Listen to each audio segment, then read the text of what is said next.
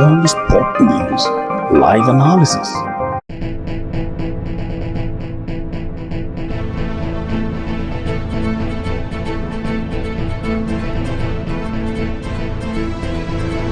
Good morning and welcome to Attractive Blowout on Attractive Television Network. This is a syndicated live program of the network featuring chatting and conversation on special interest topics, news, events, and stories through correspondence reports, experts' opinions, and stakeholders' analysis. Taking us on the headlines for today is the first from Oyo State that Queen Naomi and others must face trial. This is coming from Oyo State Governor Makinde.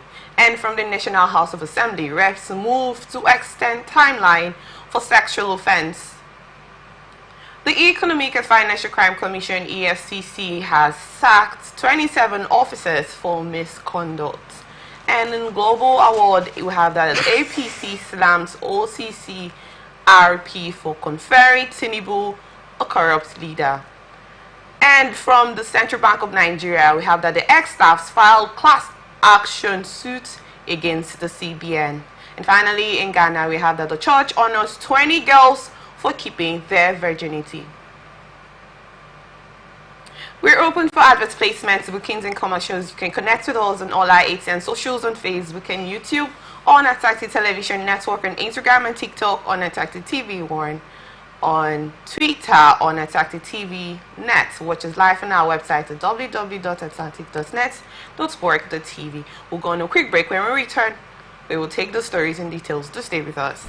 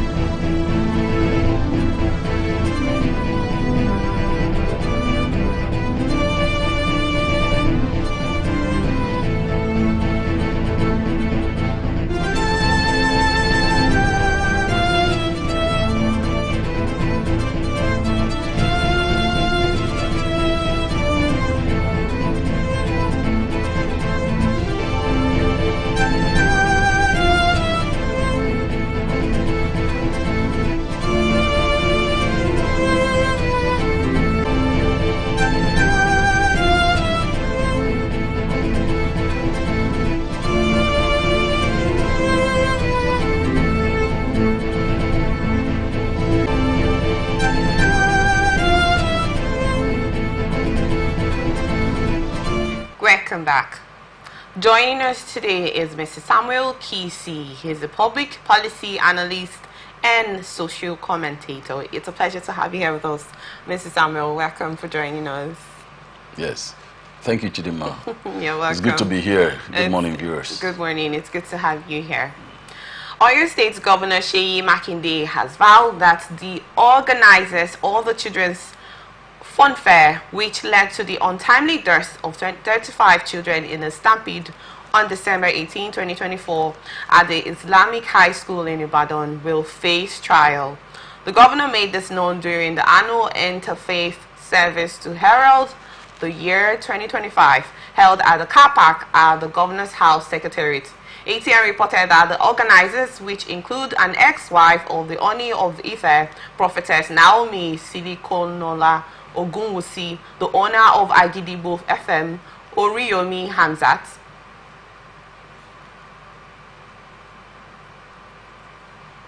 and the principal of Islamic High School, Bashorun, Ibadan, Fasasi Abdullahi Babatunde, remanded at the Igodi custodial effects. Makinde further stressed that he has been receiving calls from different people questioning why the organizers should not be allowed to go free. 35 innocent souls were lost. We won't see such again in Oyo State by God's grace. The judiciary is here, after all, it's in their court. If they think they can grant bail pending the trial, I don't have anything against it, but they must go on trial. Even if the entire country decides not to follow the rule of law, Oyo State will dare to be different, he concluded. Mr. Samuel, I'm aware you've been following up with this Ibadan stampede that happened last year, that claimed the life of 35 children. And put the family in disarray up till now. I'm sure all of them are still, trying to get out of this. But if we have to get this right, Oyo State was not the only state that was affected from the stampede. We had the Anambra and Abu, the FCT, the capital, federal capital was also affected. But the question is, why is Queen Naomi the only person that has been held for the stampede issue that occurred in Nigeria? Why is she the only person that has been, held accountable for this? Nobody is saying that she should not, any of them should not be invited for interrogation and investigation. But why is the concentration in Ibadan more than other states that have been affected by the stampede? Okay, thank you, Chidima. As a matter of fact, I'm in some mood right now. Each time I hear about this matter, it puts me in a particular mood, one that is not too good. And that being the case, or be that as it may, I have to thank the governor of Oyo State, His Excellency Seyi Makinde. Of course, Seyi Makinde have always, from the inception of his administration during his first tenure in office, he has always demonstrated the zeal to give good governance to the people of Oyo State. And in this particular matter, he has not disappointed at all. I want to thank him for what he is doing. And I hear that it happened in Anambra State, of course we know, and it happened in the Federal Capital Territory, right? And you ask the question I will ask is, what are the governors there? What are they doing? The Federal Capital Territory Minister, whom I know to be a very proactive fellow, about certain things, about a lot of things, so to say. What is he doing? Why is he sleeping over this? Let me tell you, in Oyo State, we had 35 young people, 35 young Nigerians, children, whose lives were cut short. Their families have been thrown into mourning. The turmoil around the families, the fact that these families will never find replacement for these children, and the fact that this is happening in our country is sad. It's particularly sad. And I'm surprised that people are, this is the 21st century, and people are still talking like this in a democracy. It's sad. Sometimes I wonder if Nigerians really want to live in a democracy. Democracy is about the rule of law. The first time we handled this matter on this platform, in this studio, I said it, that the people have to be brought to book to answer. They have to tell Nigerians what they did. You are bringing so many children into a space for funfair, for whatever reason. For crying out loud, we are talking about children. You are not bringing in adults. I mean, for adults, it is bad enough not to talk about children, young children, maybe people between children.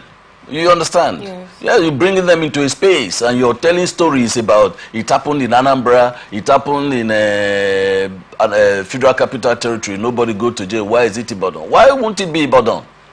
But somebody have to break the ice on what is required, on responsibility, on how people have to own up and take responsibility for their actions. And right now, the governor is showing Nigerians that he is a responsible man. Look, let me tell you something. We like it or not, what happened in Ibadan, if it is swept under the carpet, we have not come to Anambra. When they want to deal with their issues, face their issues and deliver good governance to the people, we will talk about it, we will know. But for crying out loud, it happened in Ibadan and the governor is standing up to it. and saying, look, these people, they have to go to court, they have to explain to Nigerians the measures that they took and how it all came to this sad, how we came to this sad pass. So I don't think there is even, I'm even surprised that people can call the governor to talk about things like that. The governor has not done anything wrong. Nobody says that the governor, Makinde, actually did something wrong by taking such action. Now the question is, why has other governors not followed suit? Good. Why is it concentrated in just one state? Good. Yes, safety measures would have followed, just like you mentioned. These are children. When we have cases of adults, it's an entirely different story. There have been cases of stampede in Port Harcourt one time when there were palliatives, they were shared and all of that. You know, so these are children, and we know how children act when they're in a public place and all of that. You know, so the safety measures would have actually been taken, which is necessary. So it's okay to call the Queen Naomi and others that were involved in this form fair, or the organizers. It's okay for the government to call them to order. But the question here is, why has other states not followed due suit? You talked about democracy, following the rule of law and all of that. Why is it that those other states do not understand the word democracy, or they just want to sweep it under the carpet because of the people that were involved? Or is it now about the personality? That's the question. Why has other governors of that in Federal Capital Territory, why has nothing been done about it? Thank you for taking that from me. That is the point I'm making. They are not living up to their responsibilities. In a place like Anambra, the governor is sleeping on duty. I know. See, let me tell you, he might be up to a lot of good things around Anambra, as the case may be. I'm not from Anambra, I don't live there. You understand? So I cannot properly assess his performance. You know, but what I'm saying is, he should be. Look, let me tell you that this is. It will always bring me to the point that institutions are not alive to their responsibilities. You don't even need the governor. The governor even shouldn't come into this, because the first thing that should happen is that this thing happened. 35 children died. These are people who are vulnerable children. People died in Anambra stampede. I'm coming. Vulnerable. We're talking about Ibadan right now. Ibadan is in the eye of the storm. Okay. And these are vulnerable children. And 35 of them died. The first thing that should have happened, I mean, I'm surprised that the governor is even coming into this. But thank God he is, because this shows that whatever he has been discussing with his security chiefs behind closed doors, he is ready to let the people of Ibadan know that, look, these are the things I've been discussing with my security chiefs behind closed doors. I've been telling them to be proactive. I've been saying that they must be that this government must be responsible for the lives of young people and adults, you know, all together. So that Anambra State have not come up to it, I am shocked. I'm surprised that Anambra is sleeping over a matter like this. Okay. That the Federal Capital Territory have not been able to come up to it. I'm surprised that they are sleeping over a matter like this. These things this is the reason why we must build capacity. Our institutions must be doing well. Now, thank God the governor has stood up.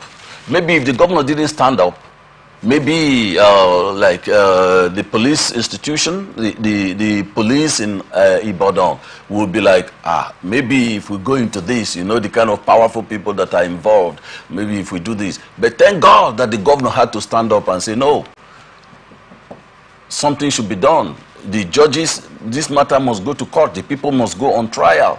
It is when they go on trial, they will tell Nigerians what they did, how it all happened. And then if... you keep talking about what they did. Do you think this was an intentional act for those children to get killed in this fun fair festival?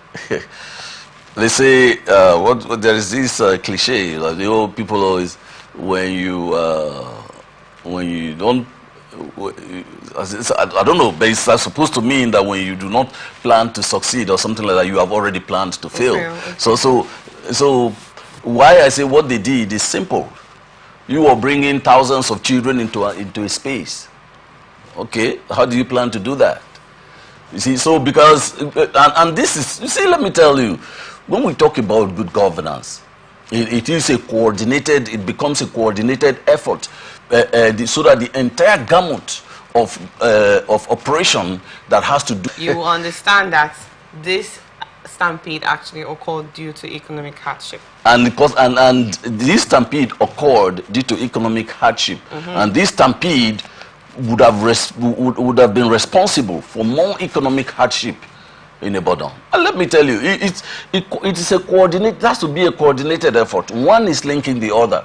You are in office, and this kind of thing happens, and you do nothing, and so nothing happens, and 35 children are dead, and you move on.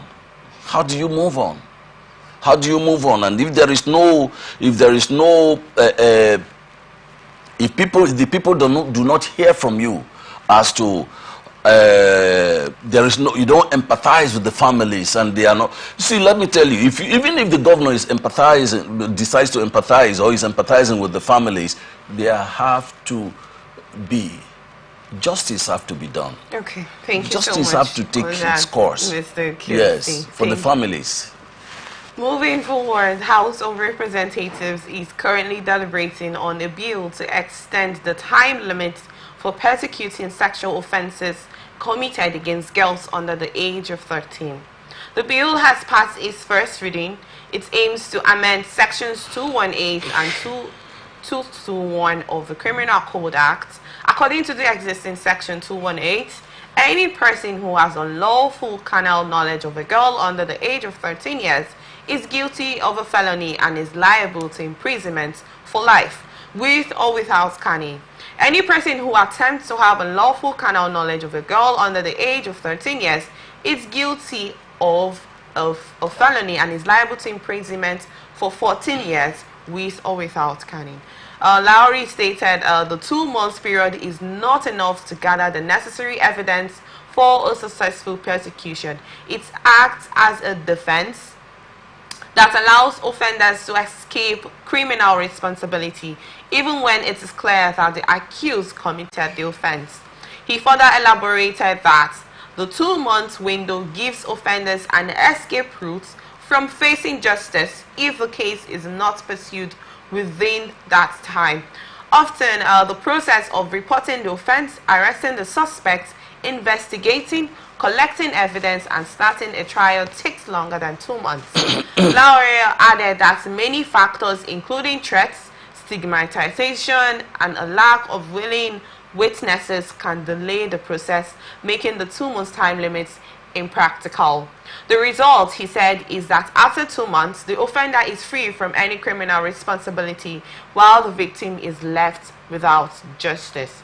Quickly, I would love to ask you, do you agree with those thoughts from the reps from the National House of Assembly that the 2 months period that is given is not enough?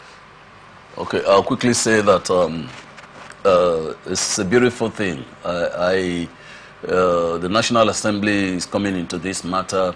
Is heartwarming. I don't know whom Larry is, but I think that this one is loud because we are talking about is this sex offenders or sexual? Yes. We're talking about rapists here. Now, you give a rapist 2 months. You investigate the matter. Someone raped and dishonored a woman, a young lady, for, in most cases, even underage girls. And you give 2 months to investigate his crime. And after 2 months, he's left off the hook. Is that not what is implied here? Now, how insane can that be? In a country that we are supposed to be a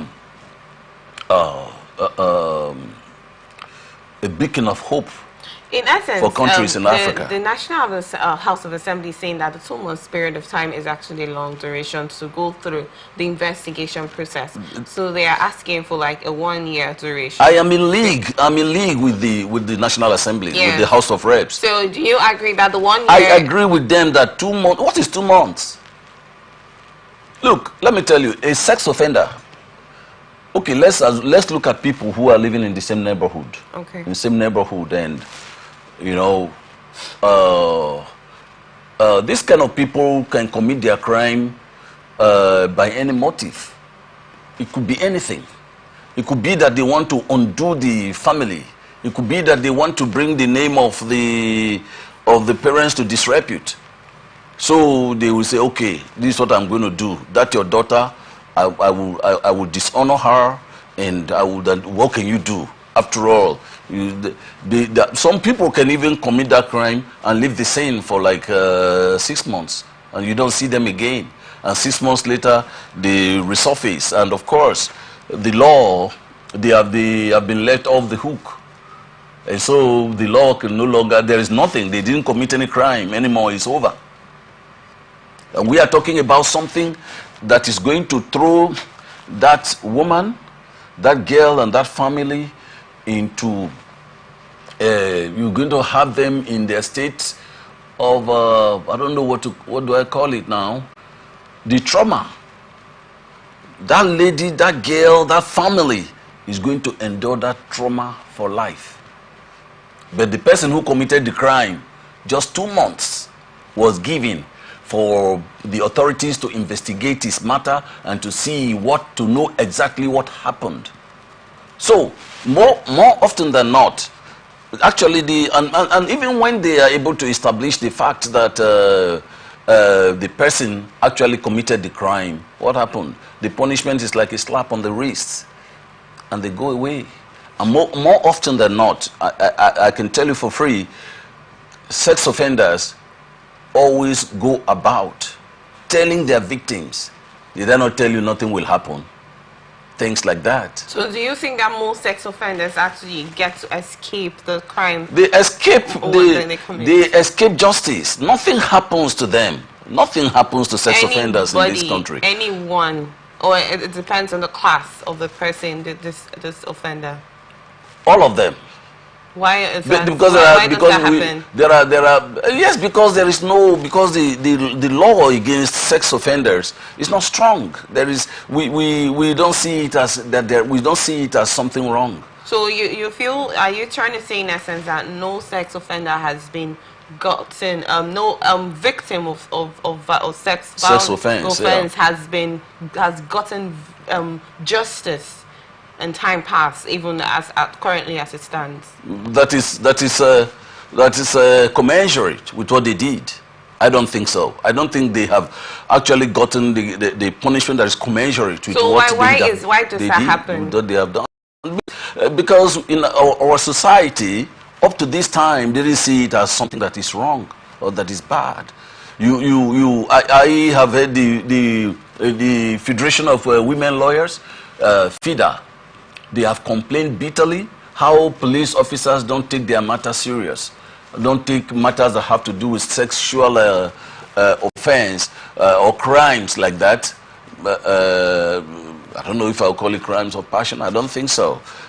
They don't take that crime seriously. They just they treat it with kid's glove, and so more often than not, the criminals are let off the hook. Nothing happens to them. And let me tell you something.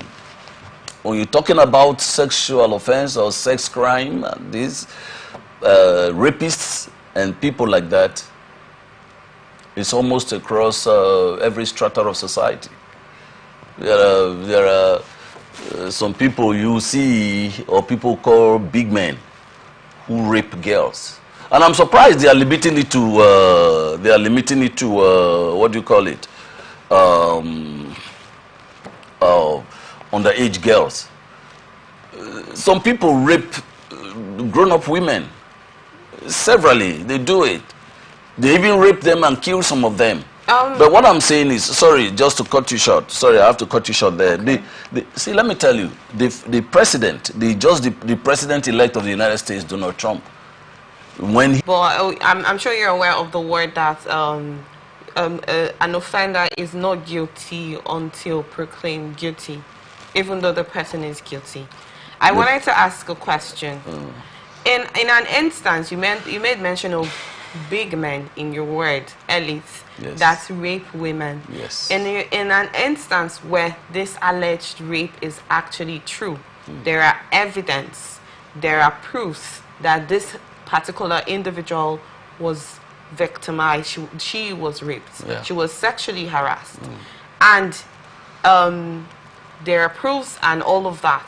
Why would the investigation have to still linger for 1 year when there are already lots of evidence against this offender that he committed this crime? Okay, to support... Why linger that investigation up till 1 year? No, see, look at the point. If the authorities, if the law enforcement agencies are able to prove their case against the offender in 1 month, why not? What is he committed the offense? Yes, true and true. The investigation points to it, and there is a body of evidence that supports the fact that he actually did it. Okay. So you met out his punishment to him. If he's going to be in jail for 15 years, so be it. If he should be in jail for 20 years, let him serve. You get my point? Okay. If you be in jail for 20 years, let him serve the 20 years. If he's going to be in jail for 3 years with hard labor, let him clean the community. That's what we are saying. See, the point we are making is simple. You see, people have to be responsible. We cannot continue to live in a life and in a situation where people just do something and they just get away with it. That's how you begin a lawless, that's how you begin a lawless state, a lawless community, a lawless society. If something is happening, people should be responsible. People should be accountable. You understand? Okay. Quickly, I want you to throw more light on victims' reactions of victims. You talked about FIDA and all of that. Oftentimes, rape victims do not speak up because of the stigmatization. Good. And family, like you made mention, like this offenders would say, I want to deal with this family, you know, I want to deal with this girl, I want to show them that I am capable of doing something like this, you know, I want to get back at this girl for refusing my advances and whatever reason they might have. You know, oftentimes when they succeed, the victim is always traumatized. The experiences are not always good. Most of the girls do not speak up because I don't want my family to see me in that sense. I don't want to be seen in that sense that I am sexually active, you know, depending on the kind of family. I don't want it to be seen in that way. Do you advise it's okay? Yeah, we have FIDA. Let's leave agencies that handle issues like this. I want you to throw more light on that, about this individual speaking up about situations like this and not holding it back. Yeah, I think that what FIDA is doing is commendable. Okay. And FIDA, I've told Nigerians several times that victims are not coming up. They are not speaking up. Now, if victims are not speaking up, it's because of this problem of stigma. That happens because more often than not, you speak up. And what happens? The police will not do much. You know, like I said earlier, what they will eventually met out to you will be like a slap on the wrist. Wait, the police will not do much in a sense that the offender is in a particular class? Not there class. Different classes. Or it's any individual. I don't think it's a class thing. Like I said, it cuts across the entire strata of society, and it's not really a class thing. Not because maybe the person is in a particular class. It's even worse when the person belongs to a particular class. So the police cannot, or the agencies might feel intimidated. You understand what I'm saying? Yes. But FIDA, you know, is a body of professionals who can face anyone.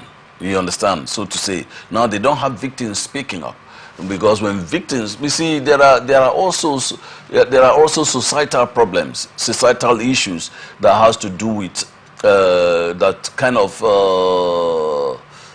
speaks to the way that people conduct themselves. You talk about it. Oh, so this was what happened to our friend. Hey, so his family, you know, and things like that. So all this is coming together. But one thing I want to say, which should be your take home, is that if the National Assembly succeeds with firming up the regulatory framework that is against this kind of crime, FIDA would have been emboldened. I'm just giving you an instance. Okay. And if there are NGOs as well, that are that work to rehabilitate issues like this, rehabilitate people who have fallen victim before, or people who are victims, and to also help with prosecution, as the case may be, they would have been emboldened to do more. Okay. Because they know that when the time comes, when that person that is boasting, when the person eventually comes to law, he will be severely dealt with. Okay. So that's more like you're trying to say the National Assembly should also build on that. They should hold more light on that. Yes. Aside the fact of extending timeline for persecution. Yes, yes. Those are some of the clauses that should be part of what they are trying to put together now, so that this entire matter that have to deal with sex offenders will be seen by even those people who think they must get away with it. They must do that. They can just do whatever they want, and they don't have any honor for women. They will feel it. They will feel. See, there is a way people feel something, and they are deterred. Yes. Thank you for that, Mr. Kilsey. Moving forward, the Economic and Financial Crimes Commission, EFCC, has revealed that 27 officers were sacked from its workforce in 2024 as part of its quest to enforce integrity and rid its fold of fraudulent elements. Spokesperson for EFCC, Dele Oyewale, revealed this in a statement issued on Monday in Abuja. According to the statement, the EFCC officers were dismissed for various offenses bordering on fraudulent activities and misconduct. The statement indicated that they were sacked based on the recommendation of Staff's Disciplinary Committee of the EFCC, which was ratified by the Commission's chairman, Mr. Ola Olukoyede. The anti-graft agency also reiterated Olukoyede's commitment to zero tolerance for corruption in the statement. The EFCC chairman was quoted as warning that no officer is immune to disciplinary measures. The Commission also alerted the public of the sinister activities of impersonators and blackmailers who are allegedly using the name of its executive chairman to extort money from high-profile suspects being investigated by the EFCC in the statement. Are we supposed to applaud this coming from the Economic and Financial Crime Commission? Are we supposed to, rejoice? Are you done? Chidima, maybe you think I'm applauding every institution this morning. Well, it's because I'm looking at some salient moves that's been made, to bring about sanity in our society. And let me tell you something. If these measures are not taken and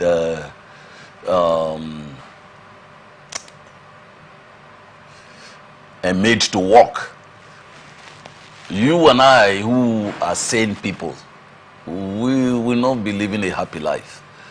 But just that's on the sunny side. But to be perfectly honest, what is happening is the EFCC. What is happening with the EFCC, to me, is sad. It's sad. The EFCC is an anti-graft agency, and they are supposed to by my estimation, I am not too happy with. I'm not too happy with what they have done. Why? You understand? Well, what's your reason? I'll tell you why. I'll tell you why. You have an anti-graft agency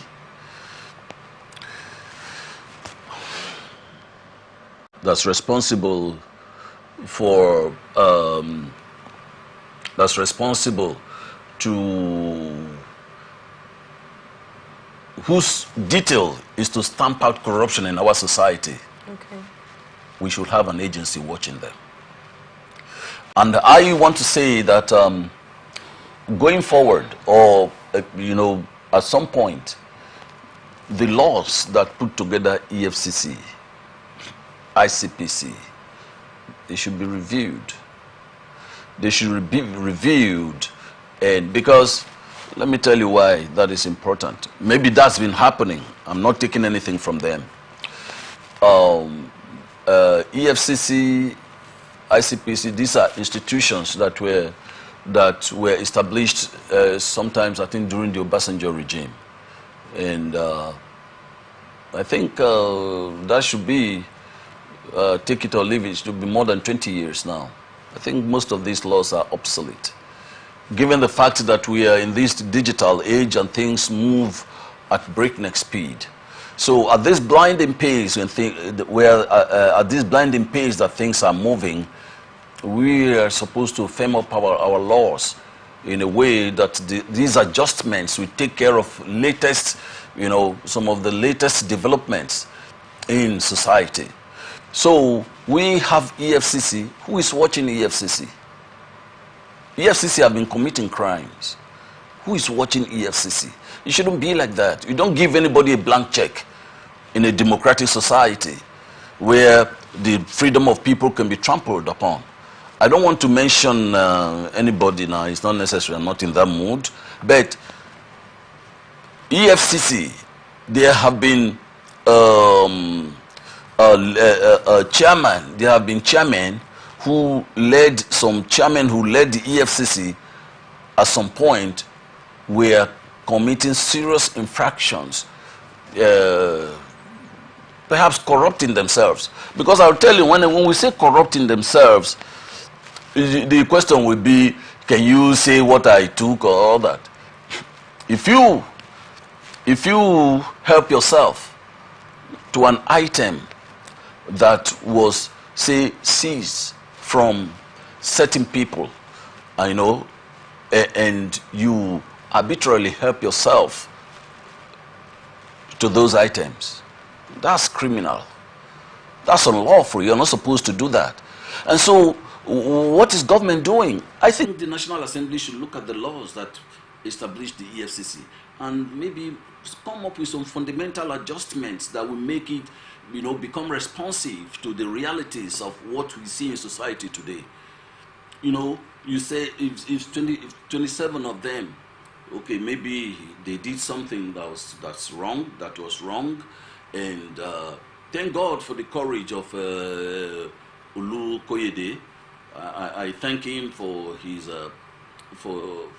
courage to stand up to this. But you see, you said you referred them to a disciplinary committee.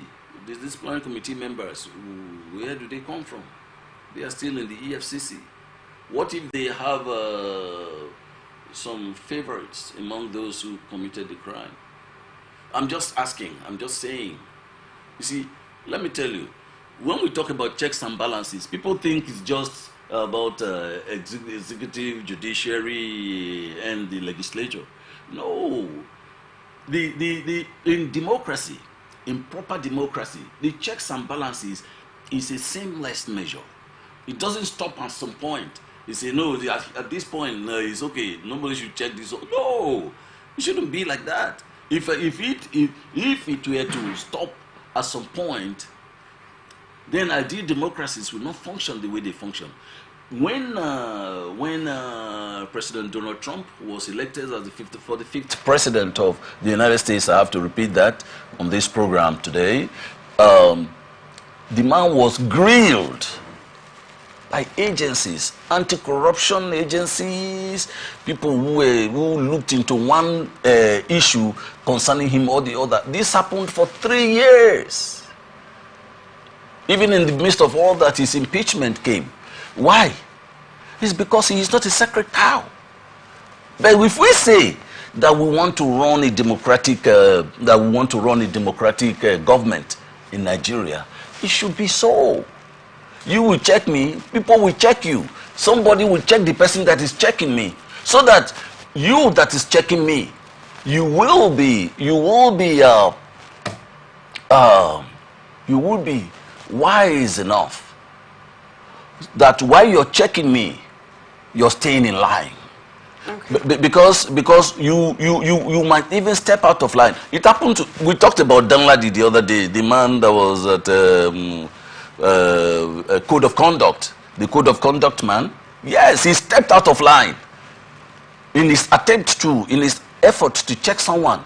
He stepped out of line because he wanted to impress some people. Okay, Mr. QC, in essence, you're saying EFCC, the government should reevaluate the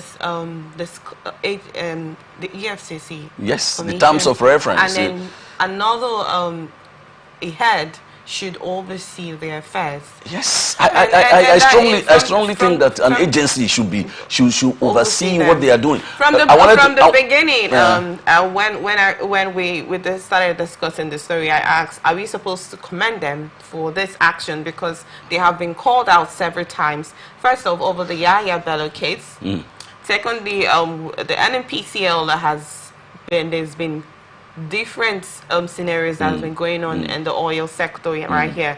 There are lots of things to be done.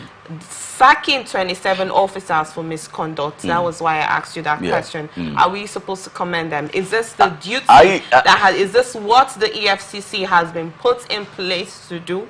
I am not going to commend EFCC just yet. Okay. I want to salute. We're not asking to commend them anyway. No, better.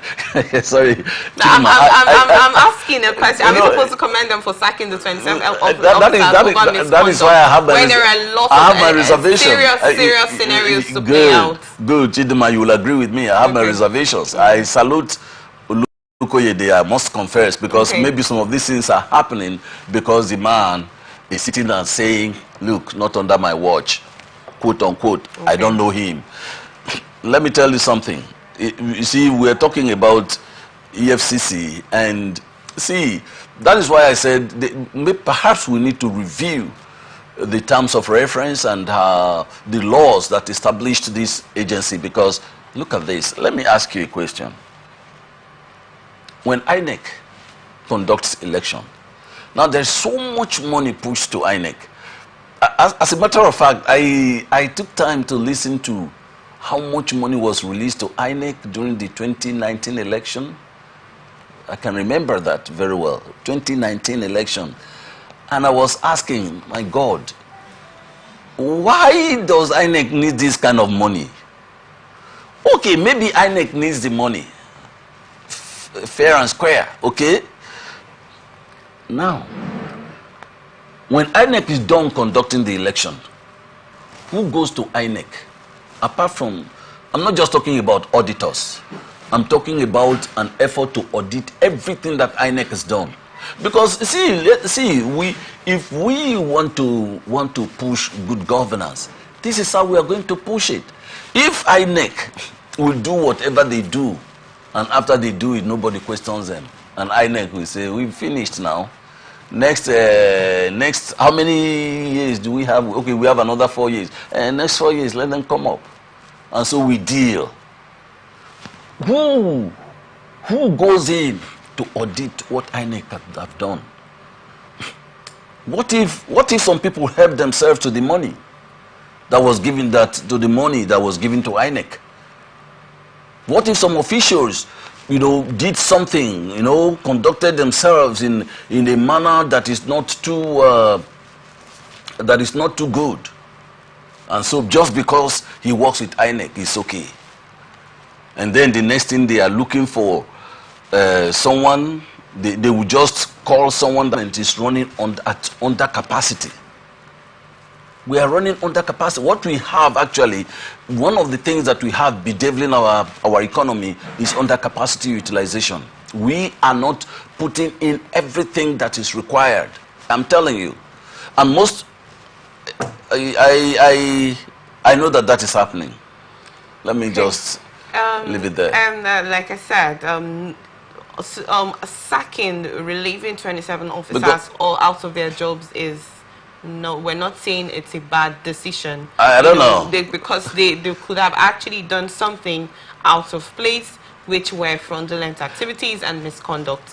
But nobody is saying that this decision was out of place. Nobody is going to say that this decision was out of place. But the thing is, face the right course. Do what is due for your position. You have been put in place as the anti-graft agency to conduct and oversee the corrupt and crime practices going on in different agencies, in different sectors in the country. Do the needful. Do the needful. Do the needful. Do what is actually necessary. Yes. And sorry, I just have to say this. You know, when you talk about corruption on the part of like agents of the EFCC and but we are talking about EFCC right now. Do you know that there are several things these men do that is away from maybe taking money from people? Have you seen how EFCC operatives dehumanize people? Have you seen how they manhandle people? All that does not prove anything in your investigation if you are investigating a crime. The way they think they can do anything because they are from EFCC. All that shouldn't be. Because at the end of the day, you have done all that, and now we are hearing this. We understand? Yeah. You are treating Nigerians you are disrespecting Nigerians just because you want to conduct an investigation, and now we are hearing this. So where is this coming from? Treating people, vandalizing their property. Stay focused on the fact today. Only on ATN.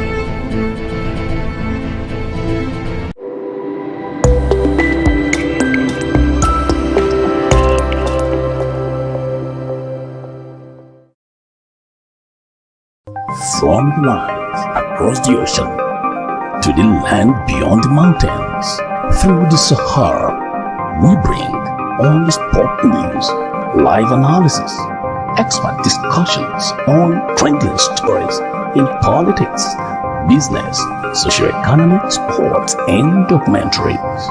So catch all the updates on the happenings around the globe. Stay focused on the fact today, only on ATN.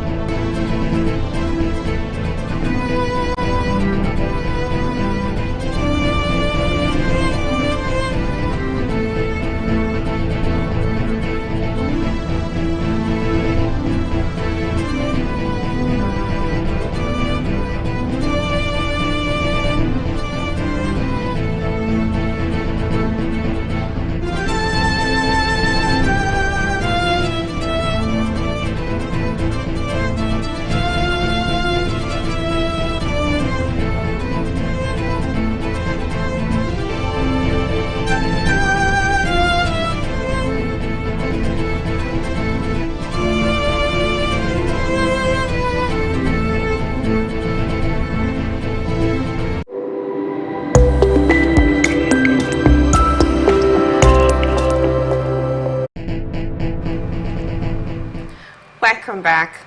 All Progressive Congress APC United States chapter has faulted the Organized Crime and Corruption Reporting Project OCCRP over the award of the world's most corrupt organized crime persons of the year 2024 conferred on President Bola Ahmed Tinubu. Led by Professor Tai Balofin, the group in a statement on Monday described the award as a disingenuous ploy to sow a discord and disaffection among Nigerians, adding that such unfounded assertions disguised as international accolades are harmful to the nation's unity and progress. The APC USA chapter categorically rejects and demands the immediate withdrawal of the so-called award, which it views as a direct affront to the integrity of Nigerians' leadership. The APC USA chapter insists that allegations of corruption, certificate forgery and drug-related activities leveled against President Tinubu by the OCCRP are unfounded.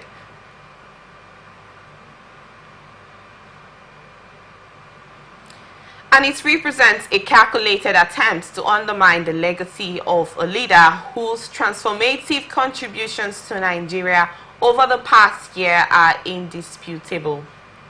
The APC USA chapter urged the detractors to refrain from divisive rhetoric aimed at gaining cheap popularity, adding that it is time for Nigerians to embrace constructive criticism over baseless accusations, joining forces to propel our nation forward for the collective good.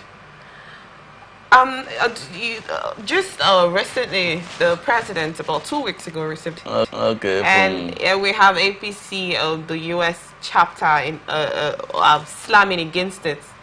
That that award was uncalled for, unfounded, and disrespectful to Nigeria and the president. With the situation of the country, first off, let me ask the first question. Do you think the president deserves that award? Uncalled for, sorry. Sorry about that. Uncalled for. I'm inclined to agree with APC that it is uncalled for. But disrespectful? Nah, definitely not.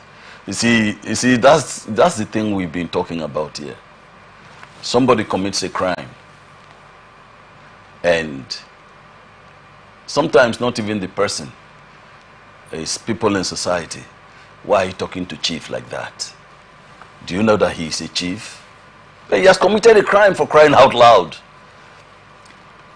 The name chief doesn't know. If someone has committed a crime, it has nothing to do with the nomenclature, the sobriquets, the prefixes attached to his name and all that, suffixes and all that. It's nothing to do with it. If he's committed a crime, he has committed a crime. So about the APC. So for me, ordinarily, I would say APC should relax, and maybe the people have a point and all that. But I'm not even saying that. I'm being good to them, and I say I don't think that is. I think it is uncalled for.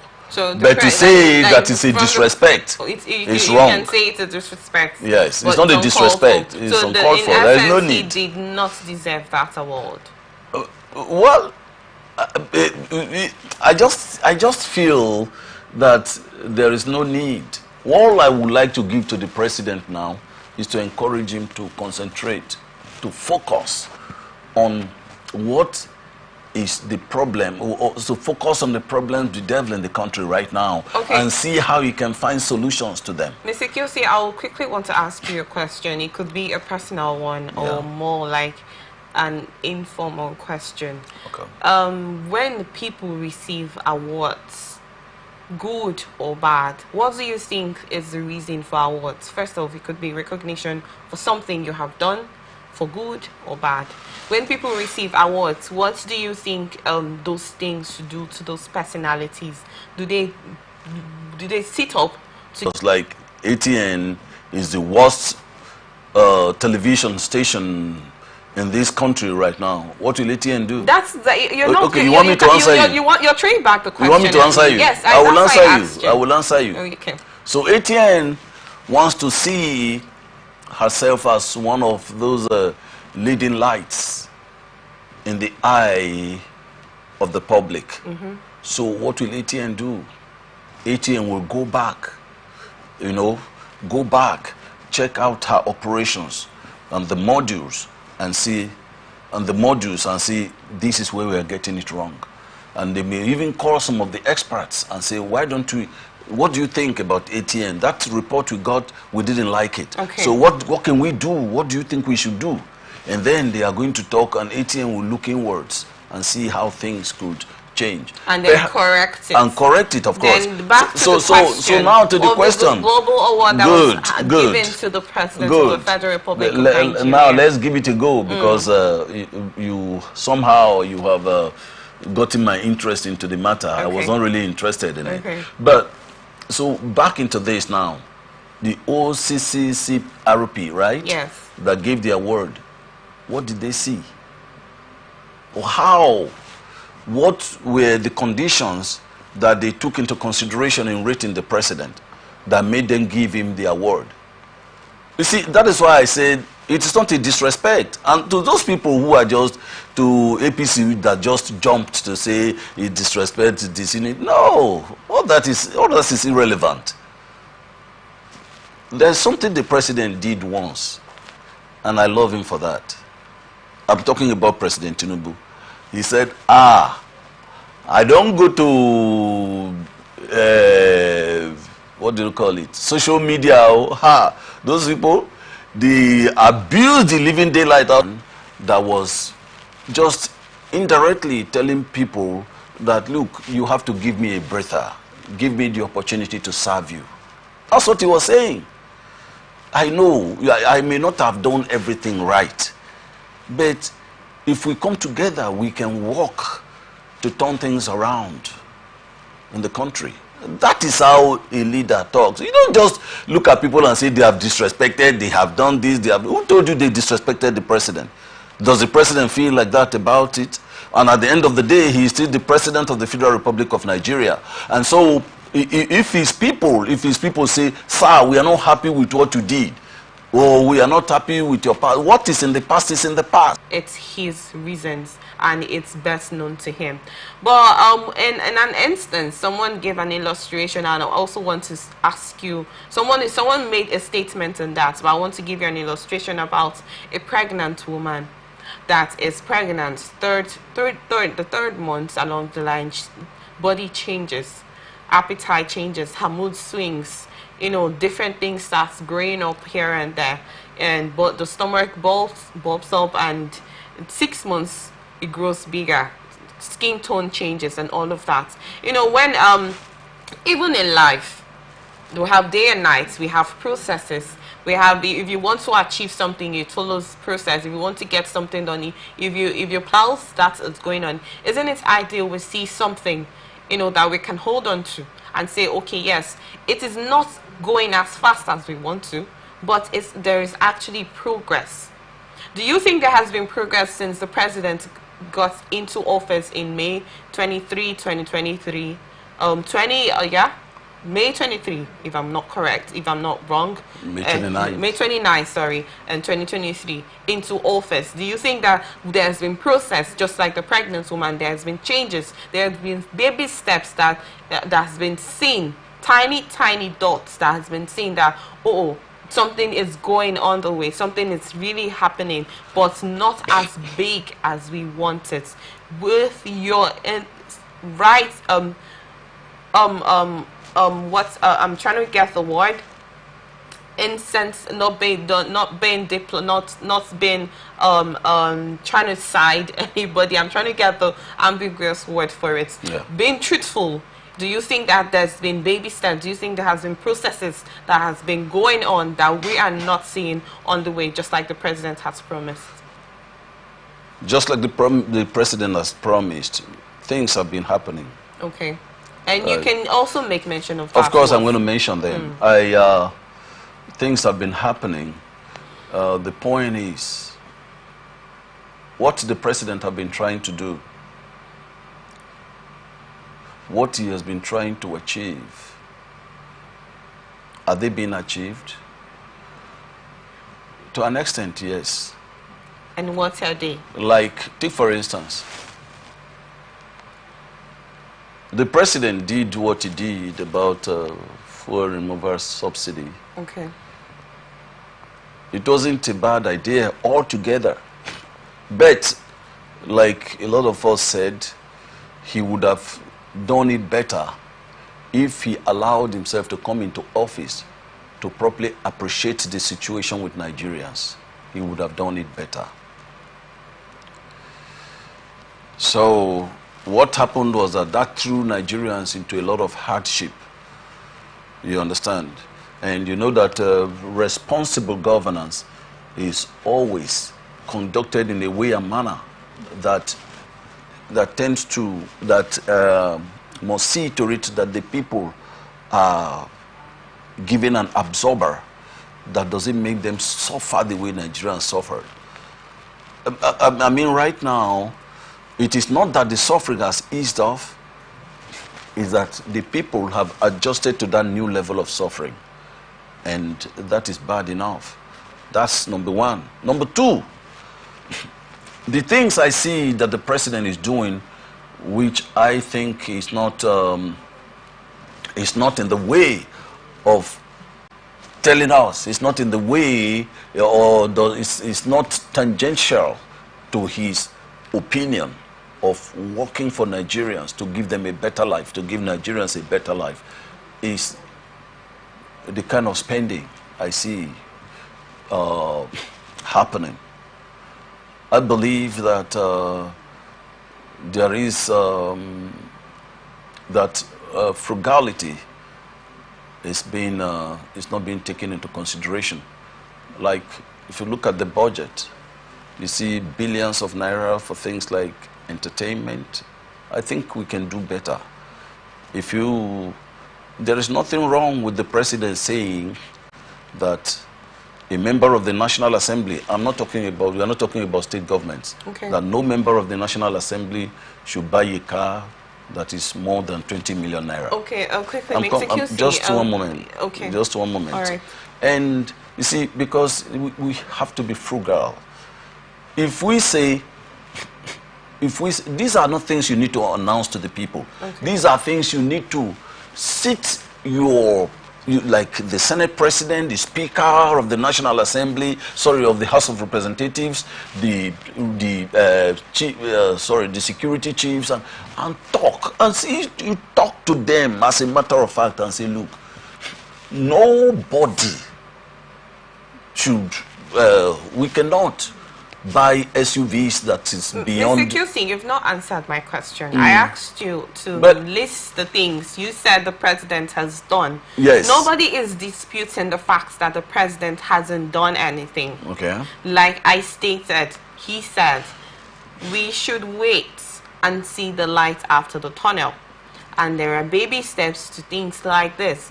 When you want to get something done, it doesn't happen like that. Even in life, when you want to get something done, you take due process. You see, you made mention of the fuel subsidy. Yes. In your own thoughts, are you saying the fuel subsidy removal was to our benefit? Because you have not given me. I told you. Yes, you have not actually said. Okay, Yes, I said, look, I talked about the fuel subsidy. Okay, yes. And I said that I believe that it would have been done better. Okay. You know, if he had allowed himself to come into office to appreciate the problem of Nigerians. Yes, it is. For that, I think most of what the president said about the fuel subsidy was he wanted to portray himself as a courageous leader who will not regret the decision he has taken, because he saw it that Nigerians actually suffered. Now, let me quickly say this: there is no economy in this world where things are not subsidized. And if you will take the subsidy from fuel, where did you put the subsidy? Because if you think that the corruption in that sector was uncontrollable, was something that could not be controlled, and the fact that the corruption in that sector was uncontrollable, and because of that it must be removed, then you have to, because this is a third world country, you have to think of how best to apply what you will have to apply. In stronger, larger, bigger economies, there are subsidies going on. Then I said that's one thing that he has done that is right, but could be done better, could have been done better. And then I said that the level of spending in government can be curbed. It has to be, because I see so much, I don't see frugality. People are not frugal. Government of the day. Then I have seen the tax reform bill. The tax reform bill isn't a bad idea. But the question is, when we move away from putting these policies together, how is it being implemented? The tax reform bill isn't bad. The tax reform bill is entirely broad conversation if we need to have that. And yeah, we can discuss that someday. We can discuss that someday. Yeah, we can discuss that someday. Because I have I have nuggets in there that I think will work for Nigerians if it is appropriately properly implemented. Thank you on that, Mr. QC. Thank you so much for joining us. But unfortunately, we have to end Blowout today. This is where we end. This is where we wrap it up on this episode of Blowout. Thank you so much, Mr. QC, for joining us. Thank you for sharing your thoughts with us, and we would love to do this with you again. Hope you had an amazing time. Thank you, Chidima. Thank you. We leave this to Nigerians. It's beautiful. Thank you very much. Happy New Year to everyone. It's been a great year. It's going to be a great year. Sure, it will. Well, we're open for adverts, placements, bookings, and commercials. You can connect with us on all our ATN socials, on Facebook and YouTube, on our Television Network, On Instagram and TikTok on Attractive TV Network 1, on Twitter on Attractive TV Net. Watch us live on our website at www.attractive.net.work.tv. Peace and unity are the pathways to progress. Open conversation comes up shortly. Don't go away. I am Chidima Wadike. Do have a blessed day.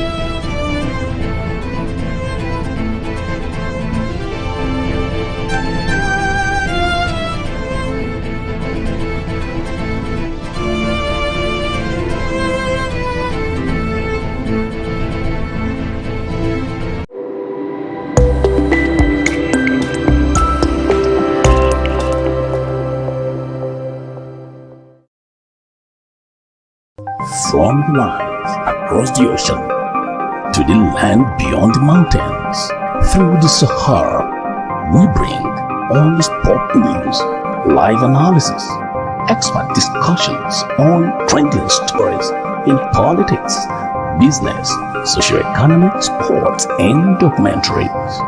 So catch all the updates on the happenings around the globe. Stay focused on the fact today.